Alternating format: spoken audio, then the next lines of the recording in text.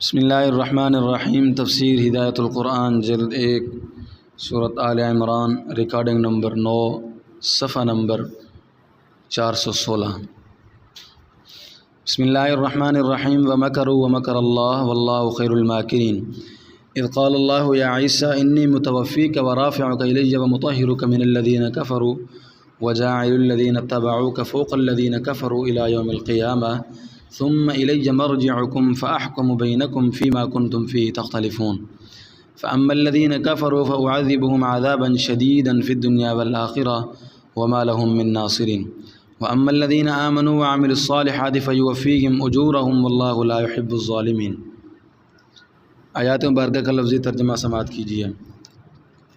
ومکروا ومکر اللہ واللہ خیر الماکرین، اور سازش کی یہود نے اور خفیہ تدبیر کی اللہ نے، اور اللہ تعالیٰ بہترین تدبیر کرنے والے ہیں۔ اذ قال اللہ یا عیسیٰ انی متوفیک، یاد کرو جب فرمایا اللہ نے اے عیسیٰ بے شک میں پورا وصول کرنے والا ہوں تجھے، ورافعک الی ومطہرک من الذین کفروا، اور اٹھانے والا ہوں تجھے اپنی طرف اور پاک کرنے والا ہوں تجھے ان لوگوں سے جنہوں نے انکار کیا۔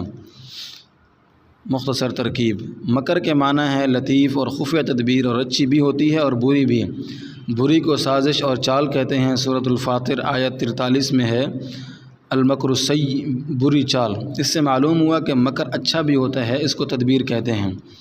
متوفی اسم فاعل مصدر توفیون پورا وصول کرنا، خواہ موت کی شکل میں ہو یا نیند میں یا بیداری میں۔ شاہ عبد القادر صاحب رحمۃ اللہ علیہ نے ترجمہ کیا ہے میں لے لوں گا تجھ کو، اور حضرت تھانوی رحمۃ اللہ علیہ نے ترجمہ کیا ہے میں تم کو وفات دینے والا ہوں۔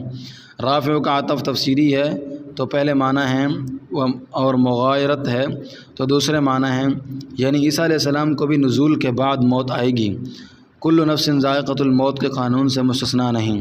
اور رافع کا پر متوفی کی تقدیم اہمیت ظاہر کرنے کے لیے ہوگی، جیسے میراث کی آیت میں وصیت کی دین قرض پر تقدیم اہمیت ظاہر کرنے کے لیے ہے۔ یہود نے عیسیٰ علیہ السلام کے قتل کی سازش کی اور اللہ نے ان کی حفاظت کی۔ حضرت یحییٰ علیہ السلام کو شہید کرنے کے بعد یہود حضرت عیسیٰ علیہ السلام کی طرف متوجہ ہوئے۔ انہوں نے بادشاہ کے کان بھرے کہ یہ شخص ملحدین بددین ہے، تورات تو بدلنا چاہتا ہے، قوم کو دین موسوی سے ہٹا دے گا۔ بادشاہ نے مسیح علیہ السلام کی گرفتاری کا حکم دے دیا۔ اس وقت عیسیٰ علیہ السلام ایک گھر میں تھے، ایک شخص گرفتار کرنے کے لیے گھر میں گھسا، باقی باہر رہے۔ اللہ تعالیٰ نے اس کو عیسیٰ علیہ السلام کا ہم شکل بنا دیا۔ اس سے پہلے اللہ تعالیٰ نے فرشتے بھیج کر عیسیٰ علیہ السلام کو زندہ آسمان کی طرف اٹھا لیا تھا۔ جب وہ شخص عیسیٰ علیہ السلام کو گھر میں نہ پا کر باہر نکلا تو اس کو عیسیٰ سمجھ کر لوگوں نے پکڑ لیا اور اس کو لے جا کر سولی دے دی۔ سورۃ النساء آیت 157 اور 158 میں ہے۔ وما قتلوه وما صلبوه ولكن شبه لهم وإن الذين اختلفوا فيه لفي شك مما لهم به من علم إلا اتباع الظن وما قتلوه يقينا بل رفعه الله إليه وكان الله عزيزا حكيما۔ نہ انہوں نے عیسیٰ کو قتل کیا اور نہ سولی دی، لیکن ان کے لیے ایک آدمی ہم شکل بنا دیا گیا، اور جو لوگ اختلاف کرتے ہیں اس کے معاملہ میں وہ اس کے معاملہ میں شک میں مبتلا ہیں۔ ان کے پاس اس بارے میں کوئی قطعی علم نہیں، اٹکل پچو کے تیر چلا رہے ہیں، اور انہوں نے عیسیٰ کو بالکل قتل نہیں کیا بلکہ ان کو اللہ نے اپنی طرف اٹھا لیا، اور اللہ زبردست حکمت والے ہیں۔ یہی تھی اللہ کی تدبیر جسے کوئی توڑ نہ سکا۔ یہود کا پلان ناکام ہو گیا اور حضرت عیسیٰ علیہ السلام ان کے ناپاک ہاتھوں سے صاف بچ گئے۔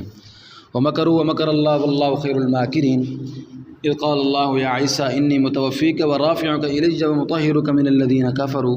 ترجمہ۔ اور انہوں نے یہود نے سازش کی اور اللہ نے خفیہ تدبیر کی، اور اللہ تعالیٰ بہترین تدبیر کرنے والے ہیں۔ یاد کرو جب اللہ تعالیٰ نے فرمایا اے عیسیٰ بے شک میں تمہیں پورا وصول کرنے والا ہوں اور تمہیں اپنی طرف اٹھانے والا ہوں اور تمہیں ان لوگوں سے پاک کرنے والا ہوں جنہوں نے تمہارا انکار کیا۔ رفع عیسیٰ علیہ السلام کے بعد ان کی امت کا کیا ہوا؟ بنی اسرائیل نے عام طور پر عیسیٰ علیہ السلام کی دعوت قبول نہیں کی، مگر ان کے بعد ان کا دین غالب ہو کر رہا۔ حواری تھوڑے تھے، وہ حسب نسب کے اعتبار سے بھی کچھ معزز نہیں تھے، مگر انہوں نے بڑی قربانیاں دے کر بنی اسرائیل پر محنت کی تو ان میں دعوت پھیلی اور ایک جماعت تیار ہوئی۔ پھر کشمکش شروع ہوئی اور جہاد کی نوبت آئی۔ اللہ نے اہل حق کی مدد کی تو ان کا ہاتھ اوپر ہو گیا، اور آج تک عیسائی یہودیوں پر حاوی ہیں۔ قرآن کہتا ہے قیامت تک وہ غالب رہیں گے اور یہودی ذلیل و خوار۔ وجاعل الذین اتبعوک فوق الذین کفروا الی یوم القیامہ، اور میں بنانے والا ہوں ان لوگوں کو جنہوں نے تیری پیروی کی ان لوگوں پر غالب جنہوں نے تیرا انکار کیا، قیامت کی صبح تک۔ عیسیٰ علیہ السلام کے بارے میں جو اختلاف ہے اس کا فیصلہ قیامت کے دن ہوگا۔ حضرت عیسیٰ علیہ السلام کے بارے میں 3 فریق ہیں۔ نمبر 1، یہودی کہتے ہیں وہ مسیح ضلالت دجال تھا جس کو ہم نے کیفر کردار تک پہنچا دیا، اور وہ مسیح ہدایت کا انتظار کر رہے ہیں، چنانچہ جب دجال نکلے گا یہودی بڑھ کر اس کی پیروی کریں گے اور ان کے نزدیک وہ مسیح ہدایت ہوگا۔ نمبر 2، عیسائی حضرت عیسیٰ علیہ السلام کو اللہ کا بیٹا قرار دیتے ہیں اور ان کی مصلوبیت کے قائل ہیں، اور اسی سے انہوں نے کفارہ کا عقیدہ گھڑا ہے۔ نمبر 3، مسلمان کہتے ہیں وہ مسیح ہدایت اللہ تھے، اللہ کے سچے رسول تھے، اللہ کے بندے تھے اور خاتم انبیاء بنی اسرائیل تھے، وہ زندہ آسمان پر اٹھائے گئے اور آخر زمانہ میں زمین پر اتریں گے اور انصاف سے حکومت کریں گے۔ اس اختلاف کا فیصلہ کل قیامت کے دن ہوگا۔ منکرین یہود و نصارہ کو دنیا میں مسلمانوں کے ہاتھوں سخت سزا ملے گی اور آخرت میں اللہ تعالیٰ ان سے نمٹیں گے، اور اس دن کا کوئی مددگار نہیں ہوگا جو اللہ کے عذاب سے ان کو بچا لے۔ اور مسلمانوں کو جو عیسیٰ علیہ السلام کی واقعی پوزیشن کو مانتے ہیں انہوں نے نیک کام کیے پورا بدلہ دیں گے، اور برخود غلط لوگوں کو یہود و نصارہ کو اللہ تعالیٰ پسند نہیں کرتے۔ ثم الی مرجعکم فاحکم بینکم فیما کنتم فیہ تختلفون فاما الذین کفروا فاعذبهم عذابا شدیدا فی الدنیا والآخرۃ وما لهم من ناصرین واما الذین آمنوا وعملوا الصالحات فیوفیہم اجورہم واللہ لا یحب الظالمین۔ ترجمہ، پھر میری ہی طرف تمہارا لوٹنا ہے، یعنی جاؤ گے کہاں؟ آؤ گے میرے ہی پاس، پس میں تمہارے درمیان اس بات کا فیصلہ کروں گا جس میں تم اختلاف کرتے ہو۔ وہ فیصلہ کیا ہوگا؟ پس رہے وہ لوگ جنہوں نے انکار کیا، یعنی عیسیٰ علیہ السلام کی واقعی پوزیشن کو نہیں مانا، تو ان کو سخت سزا دوں گا اور دنیا اور آخرت میں، اور ان کا کوئی مددگار نہیں ہوگا۔ اور رہے وہ لوگ جو ایمان لائے اور انہوں نے اچھے کام کیے تو میں ان کو ان کا پورا بدلہ دوں گا، اور اللہ تعالیٰ غلط کار لوگوں کو پسند نہیں کرتے۔ بسم اللہ الرحمن الرحیم، ذالک نتلوہ علیک من الآیات والذکر الحکیم، ان مثل عیسیٰ عند اللہ کمثل آدم خلقہ من تراب ثم قال له کن فیکون، الحق من ربک فلا تکن من الممترین، فمن حاجک فیہ من بعد ما جاءک من العلم فقل تعالوا ندعو ابناءنا وابناءکم ونساءنا ونساءکم وأنفسنا وأنفسكم ثم نبتهل فنجعل لعنة الله على الكاذبين إن هذا لهو القصص الحق وما من إله إلا الله وإن الله لهو العزيز الحكيم فإن تولوا فإن الله عليم بالمفسدين۔ آیات مبارکہ کا لفظی ترجمہ سماعت کیجیے۔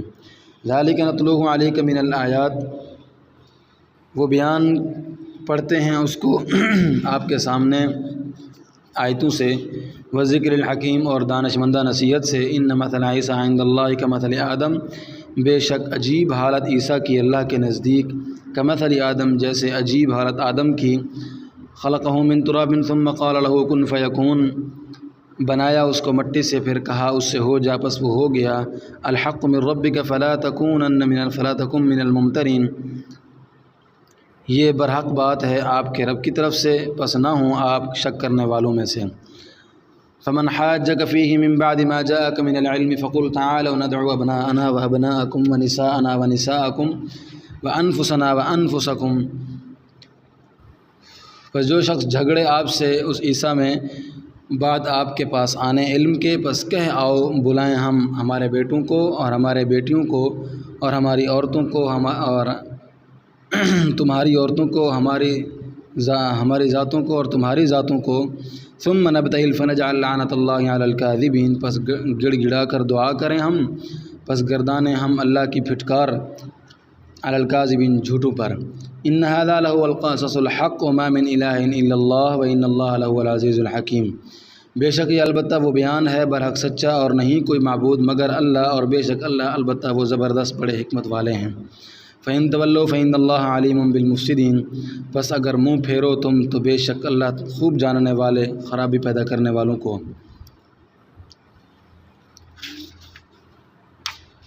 مختصر ترکیب سماعت کیجیے۔ من الآیات، نتلو کی ضمیر مفعول کا حال ہے، مثل، نظیر، شبیہ، وہ چیز یا قول جو دوسری چیز یا قول کے مشابہ ہو۔ ما جاء کا ما مصدریہ ہے، نبتہل مضارع مجزوم، جمع متکلم مصدر ابتحال، راضی کرنا، گڑ گڑا کر دعا کرنا، القصص مصدر و اسم مصدر، قصہ بیان کرنا، ما من زائدہ ہے۔ ذریت عمران کا تذکرہ وہی سے کیا جا رہا ہے۔ اب کلام کا رخ بدل رہا ہے، ایک آیت تعویل موضوع بدلنے کی ہے۔ فرماتے ہیں مذکورہ بیان عمران کی عالیہ نے منت مانی، صاحبزادی حضرت مریم پیدا ہوئیں، انہوں نے حضرت زکریا علیہ السلام کے گھر میں پرورش پائی۔ حضرت مریم کی کرامت دیکھ کر حضرت زکریا علیہ السلام نے لڑکا مانگا، یحییٰ علیہ السلام عطا ہوئے۔ پھر کنواری مریم کے بطن سے بغیر باپ کے حضرت عیسیٰ علیہ السلام پیدا ہوئے۔ پھر عیسیٰ علیہ السلام کے احوال اور ان کا آسمان پر اٹھایا جانا، یہود کی چال کا خاک میں ملنا، یہ سب باتیں وہی سے بیان کی جا رہی ہیں جو نبی صلی اللہ علیہ وسلم کے سچے رسول ہونے کی دلیل ہیں، اور درمیان میں قیمتی نصیحتیں بھی آتی رہی ہیں۔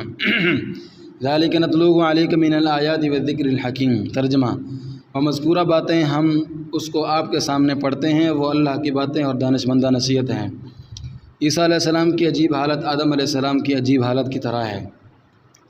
عیسیٰ علیہ السلام بغیر باپ کے صرف ماں سے پیدا ہوئے، تو آدم علیہ السلام بغیر ماں باپ کے مٹی سے پیدا ہوئے، مگر عیسائی ان کو اللہ کا بیٹا مانتے ہیں۔ پھر عیسیٰ علیہ السلام صرف ماں سے پیدا ہونے کی وجہ سے اللہ کے بیٹے کیسے ہو گئے؟ وفد نجران نے کہا تھا کہ عیسیٰ علیہ السلام اللہ کے بندے نہیں، اللہ کے بیٹے ہیں۔ اگر ایسا نہیں تو بتاؤ ان کا باپ کون ہے؟ قرآن نے جواب دیا، تم بتاؤ آدم کے ماں باپ کون تھے؟ ان کو اللہ نے مٹی سے کلمہ کن سے پیدا کیا، اور وہ بندے تھے، بیٹے نہیں تھے۔ اسی طرح عیسیٰ علیہ السلام کو بھی کلمہ کن سے پیدا کیا، وہ بھی بندے ہیں، بیٹے نہیں۔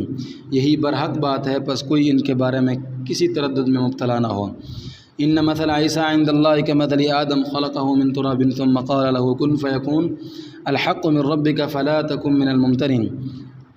بے شک اللہ کے نزدیک عیسیٰ کی عجیب حالت آدم کی عجیب حالت جیسی ہے۔ ان کا جسم مٹی سے بنایا، پھر اس سے کہا ہو جا تو وہ ہو گیا، یہ برحق بات ہے آپ کے پروردگار کی طرف سے، پس آپ شک کرنے والوں میں سے نہ ہوں۔ اب بھی وفد نجران کی کٹ حجتی ختم نہ ہو تو ان کا مباہلہ کی دعوت دو۔ نجران کا وفد فتح مکہ کے بعد سن 9 ہجری میں مدینہ میں آیا تھا۔ فتح مکہ کے بعد جزیرۃ العرب میں اسلام کا ڈنکا بجنے لگا۔ نجران کے عیسائیوں کو خطرہ محسوس ہوا تو ان کے لیے خدمت نبوی میں حاضر ہوئے۔ سورت کے شروع سے انہی کو سمجھانے کے لیے آیات نازل ہو رہی ہیں۔